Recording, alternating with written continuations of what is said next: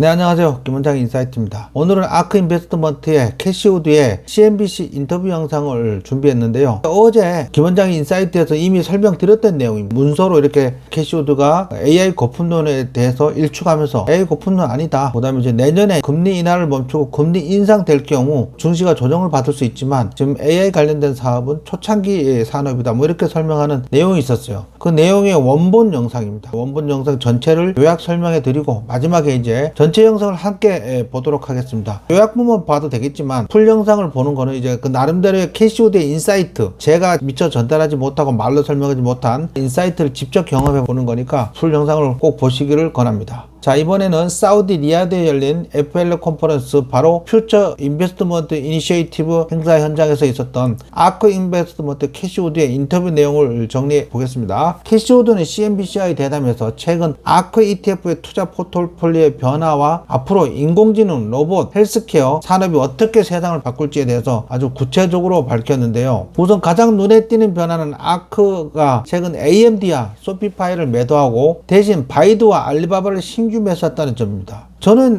AMD 매도하는 거는 반대입니다. 반대. 우리 학원 수강생 포트폴리오에 AMD가 있거든요. AMD를 지금도 적극적으로 매수해야 된다. 길게 보면 큰 수익을 낼 것이다. 엔비디아가 향후 2030년까지 100% 오를 거라고 예상한다면 AMD는 4배에서 5배 올라갈 것이다. 이렇게 얘기하고 있거든요. 근데 이제 뭐 캐시우드가 그렇게 한다니 제가 말할 건 없습니다. 저는 이제 바이두나 알리바바 같은 이제 중국 기업은 잘 투자를 안 하는 경향이 있습니다. 어쨌든 캐시우드는 그 이유를 이렇게 설명합니다. 중국은 지금 AI와 로보틱스 분야에 미국 못지않게 혁신을 보여주고 있습니다. 특히 자율주행과 로보택시 그리고 헬스케어 AI가 폭발적으로 성장할 것이라고요. 중국도 폭발적으로 성장을 하긴 하는데 어쨌든 중국은 조금 믿을 수 없는 뭐 그런 부분이 없지 않아 있습니다. 실제 캐시우드는 이제 embodied AI, 즉 실체형 인공지능이라는 표현을 썼는데 단순히 텍스트로 대화하는 AI가 아니라 현실 속에서 움직이는 로보택시나 휴머노이드 로봇이 인간의 노동을 대체하고 생산성을 혁신적으로 높일 거라는 점입니다. 캐시우드는 또한 AI 거품론에 대해서도 AI는 거품이 아니다. 우리는 이제 막 기술혁명의 초입에 서 있을 뿐이다. 1900년 초반의 정유산업, 철도산업, 자동차 산업처럼 지금 AI 산업은 초반이다. 그렇게 강조하고 있습니다. 그 다음에 CNBC 진행자가 그렇다면 단기 조정은 없을까? 뭐 이렇게 질문하니까 캐시우드는 조정은 있긴 있을 텐데 하지만 5년 장기적인 투자 관점으로 보면 지금은 혁신의 초기 국면이며 오히려 생산성 주도형 경기 호황이 시작될 시점이라고 말했고요. 흥미로운 건 캐시우드는 이제 내년에 금리 인상 가능성이 있다고 얘기를 했어요. 근데 금리가 인상될 경우 증시는 일부 조정을 받을 수 있지만 중장기적으로 보면 금리 상승 또한 반드시 악재가 아니라고 단언했는데요. 왜냐하면 이 인플레이션이 아니라 생산성 향상으로 인한 경기 호황이 금리 상승을 이끌 가능성이 높기 때문이라고 했습니다. 즉 AI와 로봇이 경제의 효율을 끌어올리면서 기업의 이익과 성장이 다시 폭발적으로 늘어나면서 경기를 억제하려고 금리 인상이 되는 거니까 부정적인 건 아니다. 이렇게 말을 했고요. 또한 캐시우드는 트럼프 행정부의 감세 정책과 규제 완화가 기업 혁신을 더 자극했다고 평가했습니다. 현재는 미국 내 소프트웨어 연구개발 비용을 1년차에 100% 감가상각할 수 있게 한 세제 혜택이 혁신을 촉진하고 있다고 강조하기도 했습니다. 즉 미국의 기업 환경은 앞으로 투자 혁신 붐을 맞을 거라고 강조했는데요. 캐시우드는 앞으로 아크 인베스트먼트가 중점적으로 투자할 5대 혁신 분야를 제시하기도 했는데 바로 로보틱스, 에너지 저장, 인공지능, 블록체인, 그리고 멀티오믹스 헬스케어, 이 5분야가 서로 융합하면서 인류의 생산성을 폭발적으로 끌어올릴 것이라고 전망했습니다. 또한 그녀는 혁신은 단순한 트렌드가 아니라 경제의 본질을 재정의하는 과정이라고 그렇게 말을 했는데요. 이제 전체 영상을 함께 보시면서 캐시우드의 그 인사이트를 깊숙이 들여다보도록 하겠습니다. 제가 미처 전달하지 못한 캐시우드만의 인사이트가 있거든요. 이 부분은 직접 인터뷰하는 영상을 보시면서 여러분들의 인사이트를 가져가시기 바랍니다. 지금부터 영상을 함께 보시겠습니다. Meantime, let's talk about some big investments in tech as Cathie Wood's ARK ETFs made significant changes to their portfolios last week. According to daily trading disclosures, selling AMD and Shopify and buying Baidu. The China interest is part of a trend this year, with Wood buying Alibaba stock for the first time in 4 years last month. In fact, I was just looking at some of the performance in AMD and you can see that stock up more than 100%.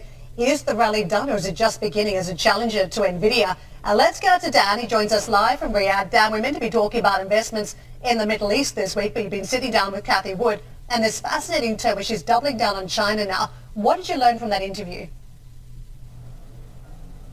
Well, Karen, let's find out more. Kathy Wood joins me live now around the desk here at FII in Saudi Arabia. Kathy, great to have you on the program. Welcome to Squawk Box. Thank you, Dan. I'm thrilled to be here. So, Kathy, let's talk about what we're seeing in the markets right now, because I want your reaction first and foremost to this surge that we've seen in Qualcomm. It's going to be taking on the likes of NVIDIA and AMD. Your thesis is innovation. Do you welcome that pop? Is it just getting started? And where is it going from here? Yes, I know a lot of people are worried about all the AI hype, but as we're looking to the future, especially with embodied AI, which is all about robotaxis and transforming the world of transportation completely, and then healthcare, which is probably one of the most profound applications of AI, we think that this investment will pay off. And I think the chaser is going to be humanoid robots. And I think that is going to be the biggest of all the embodied AI opportunities. Well, Kathy, the concern in the market right now is that the pace of innovation doesn't necessarily justify the premiums that we're seeing for some of these names. How would you respond to that? Yes, well, if we're right and the growth continues to accelerate in this space, we think that the growth will, the valuations will make sense longer term. So you really do have to have a longer term time horizon, which we do. We have a 5-year investment time horizon. I'm not saying there will never be any corrections. Of course there will, as many people worry, okay, is this too much too soon? But if our expectations for AI, especially embodied AI in the way that I just described, are correct, we are at the very beginning of, a technology revolution. Is AI in a bubble right now? I do not believe AI is in a bubble. What I do think is, on the enterprise side, it is going to take a while for large corporations to prepare themselves to transform. It's going to take a company like Palantir going into the largest enterprises and really restructuring them in order to really capitalize on the productivity gains that we think are going to be unleashed by AI. In the consumer space, the consumer loves all of this, and I think we're all looking forward to our personal assistants doing our shopping for us. Well, I am. As I talk to people around the world, some people love shopping, so they may not. But I am really excited about not just shopping, but how much my productivity as an individual is going to increase with AI. It already has in terms of research. Let's just stress test this point, because you said that AI is not in a bubble, but you also flagged that there could be a correction risk. What's the timeline on that correction then, if you were to gaze into your crystal ball? I think we're going to reach a moment in the next year where the conversation will shift from lower interest rates to rising rates, but it will be for a good reason. We think that the economy, the U.S. and the rest of the world, of course, will participate, is going to move into a productivity-driven boom just in time for our midterm elections. So I think when interest rates reverse, there will be a shudder, because there are a lot of people out there, and we saw this during COVID and its aftermath, who think that innovation and interest rates are inversely correlated. That is not true over history. Even in 2017, when interest rates went up, we had phenomenal performance. So I want to disabuse people of that notion, but nonetheless, the way algorithms work these days, we think that there will be a reality check, shall we say. A reality check. Okay, so if we do come into this higher rate environment, as you're suggesting, then how should investors be thinking about allocating in the innovation space? Of course, we look at ARC up more than 50% YTD. Talk to me about some of the allocations you're making right now and this big bet on the future. Ultimately, what's going to pay off? Well, one of the things we have focused on consistently is, really, this is going to sound almost silly, but we're focused on the future, and pure plays in the innovation space around robotics, energy storage, AI, blockchain technology, and especially multi-omic sequencing in the healthcare space. I think that's the most underestimated and underappreciated. So those are our 5 main areas.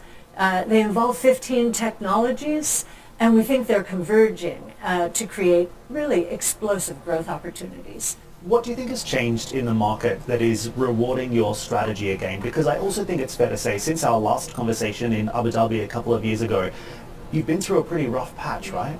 Yes, we went through a very rough patch. And in fact, during the 4 years prior to this administration, we were facing increasing regulation, a massive increase in interest rates, supply chain shocks, all of which impacted unit growth. And unit growth really drives innovation. The faster units grow, the faster costs decline. And so we're through that. And more important, in this administration, we have with OB3, the One Big Beautiful Bill, massive tax changes that are going to take the effective corporate tax rate in the United States down to what we believe is 10%.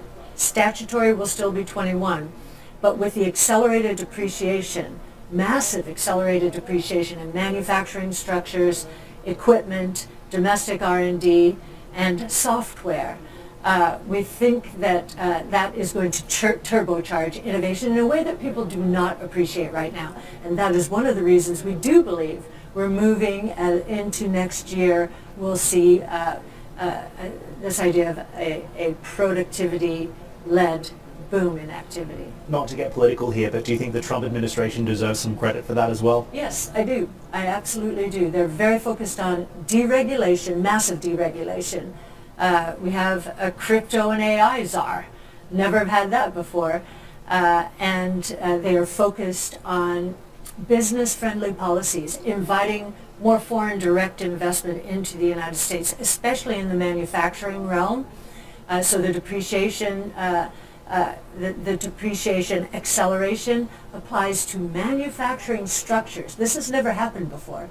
For the next 3 years, if a manufacturing structure is underway, its first year in service, during its first year in service, a company will be able to depreciate it 100% in year one, as opposed to over 30 to 40 years. Right. That's a massive tax cut.